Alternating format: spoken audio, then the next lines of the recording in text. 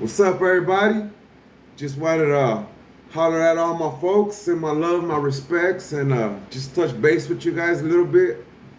As you've seen, I posted a video recently about my release from prison and, what that was like and, how I spent my first few hours being a free man.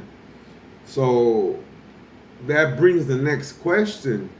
What did I go to prison for? Somebody asked that, you know, uh, I should make a video about how I went to prison and how I got resentenced and everything, because, I kind of got a story, man. Um, so I got arrested back in 2004. I caught a case of two assault with firearms, robbery, and shooting an occupied vehicle. Back in 2004, I had barely turned 22 when I got when I caught this case. Actually, my birthday was the month prior, right? So I had barely turned 22. Just 1 month in to being 22 years old, I went and I shot two people, man. You know, back then gang banging, was kind of high. I mean, it was active where I grew up at, and shootings were rampant. I mean, that was just the norm where I was at. Um, and I was just caught up in that whole lifestyle, man. I was back then.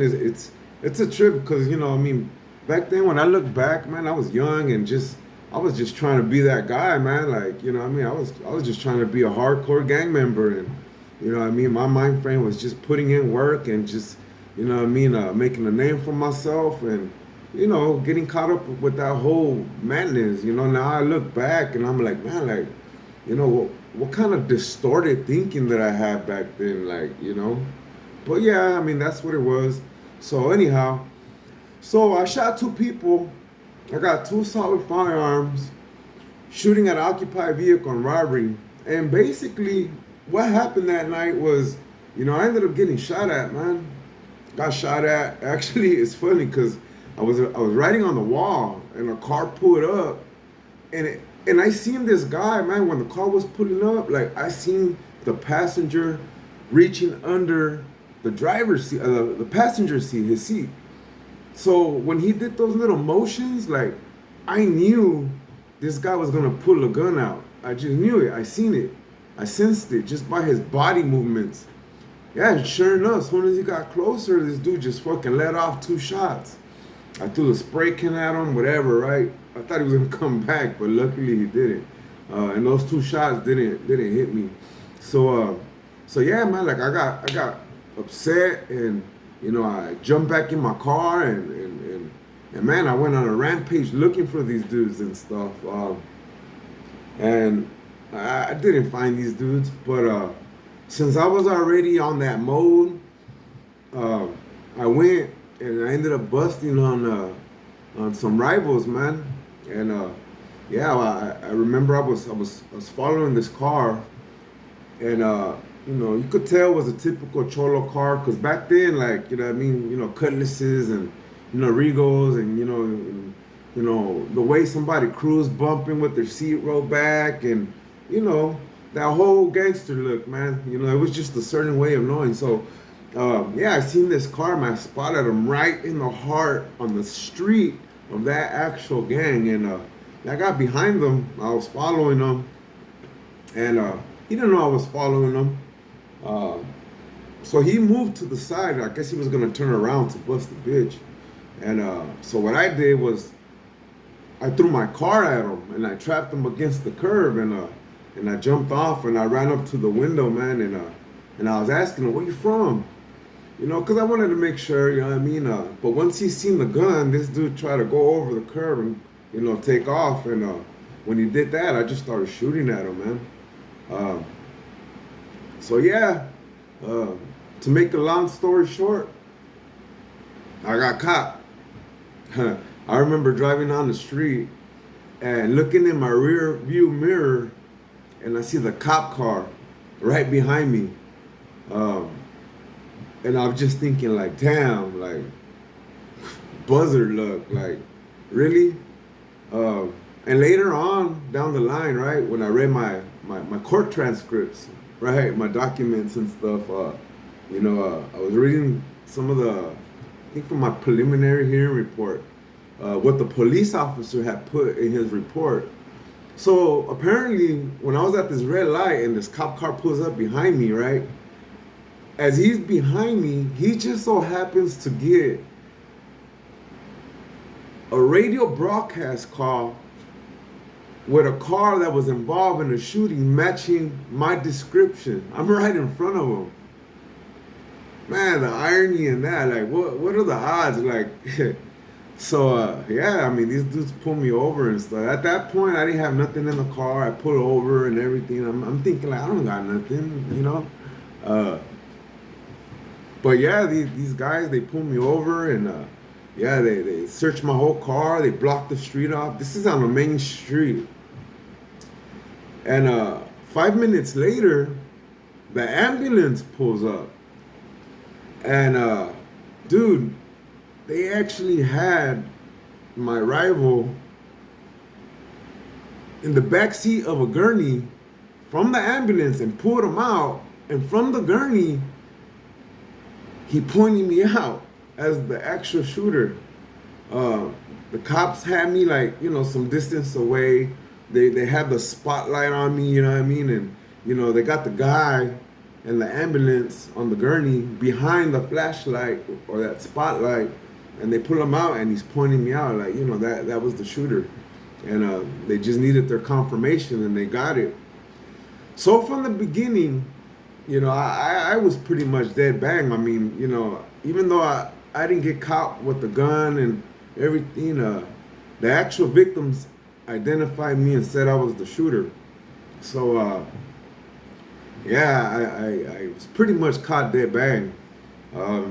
And I've taken responsibility for what I've done. I mean, now I'm a little older and I look, and now I've learned my lesson, through my whole, prison journey and maturity sets in, right? And, now I have a little bit more insight, into why I did the things I did. And, and just from a humanity point of view, like, man, just hurting someone else is not okay,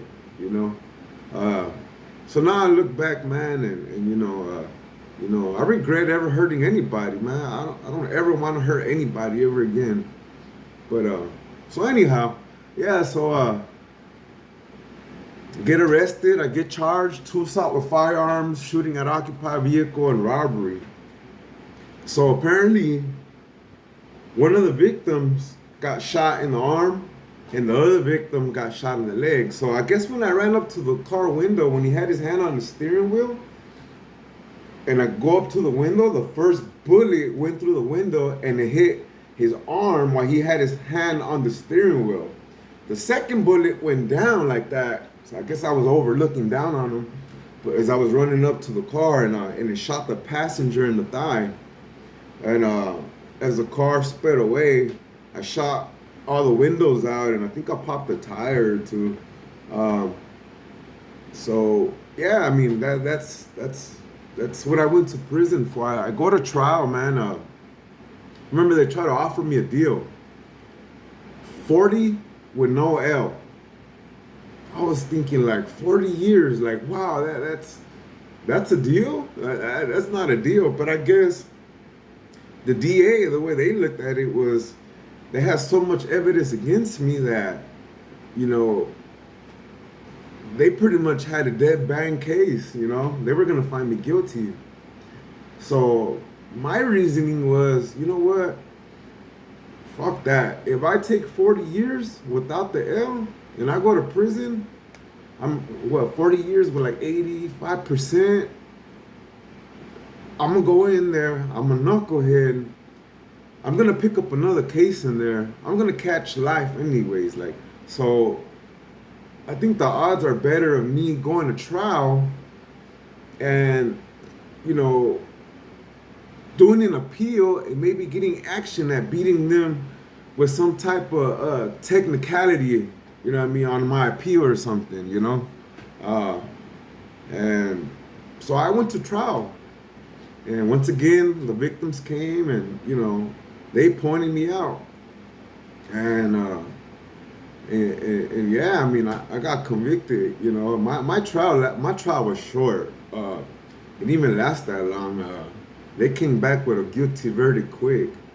Um, my public defender was a dumb truck. Like, you know, um, I think she knew that I was done from the beginning. That was a no-win case. So she just didn't put no effort. I remember her telling my mom during trial that I was gonna lose.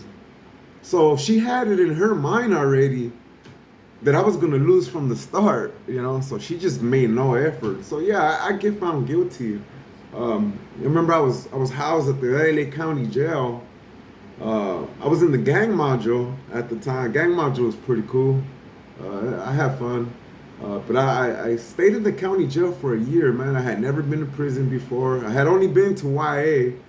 Um, and yeah, I lost my trial. When I lost my trial, man, I remember like I was going through so many emotions because uh, I started reflecting on everything. Like, you know, one part of me looked forward to prison because, you know, I strive to create a reputation for myself and just, you know what I mean, be that guy, you know. Um, but at the same time, I was young and I started realizing that I was going to miss out on so much in life. Um, it was like, how can I explain, man? You know, coming to terms with me losing my life, you know, my life in the outside world, like, you know, and everything that comes with it. Because when you know you're never going to get out of prison and you're going to be in there for the rest of your life, and you're going to die in there, you know, you start thinking about your whole life. Like everything flashes before you. Like, you know, I'm never going to be a father. I'm never going to raise my kids. And I'm not going to be there when my mom dies. My mom's going to die. You know, all the could haves and, you know, I should have. And, you know what I mean? Like, you know, you start thinking about all that. Um, and then, you know, you start thinking about what it's going to be like in prison and what it is that you're going to have to go through in there. I knew shoot terms were coming. I knew I was going to be in solitary. I didn't know I was going to be in solitary for years, but I knew that it was a great possibility, you know what I mean?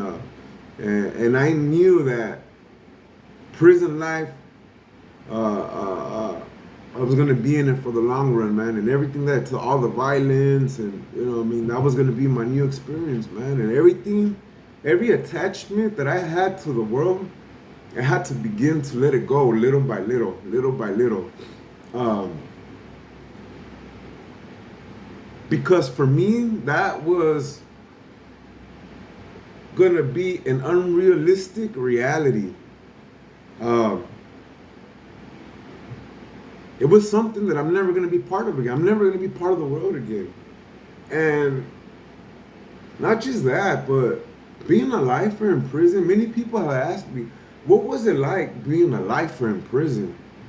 And it's kind of hard to describe. Like, how do you describe being a lifer? Like, you know? But the closest that I can come to describing it is that as the years pass, well, let me remind that. When I first came in my first few years, I was still a little bit more alive, more, you know what I mean? Like, you know, more upbeat, you know. But as the years passed, I started losing connections with any friends that I had, anything meaningful in my life, you know what I mean? You know, just started gradually fading away, you know what I mean? My bonds, my connections, everything to in the end where, you know, I didn't really have nothing but my mom, and I was fortunate to have my wife, you know, she my lady, she stayed with me the whole time from day one. And you know, for me that helped me and got me through, man. And I'm very blessed and grateful for the type of woman I have. You know, She brought sunshine into my life during my darkest hours, man. So you know, and many people in prison don't have anybody, you know. But even me, despite still having my lady and just my mom and everybody else, just fell off, man. All my connections, all my bonds, any friendships, you know, all that was out the window. You know, many times, man, I felt lonely. But doing prison time, man, everything becomes so repetitive, man. Like you could be in a cell all day. The lockdowns, man, 24-hour lockdowns for months at a time. You know, I went to Corcoran Shu. I did 5 years in solitary. I mean confinement. Uh, you know, but doing time, man, it kills your soul little by little. So that's how I describe having a life sentence. Your soul begins to die little by little, and you don't notice it at first, but depression hits you. And you know, when you're in those type of environments, man, you know you're taught not to show your feelings. So we wear our game mask. You know what I mean? You know, you keep everything to yourself. You don't. You know, I learned, man, that everybody in prison, I don't care who you are, how tough you are,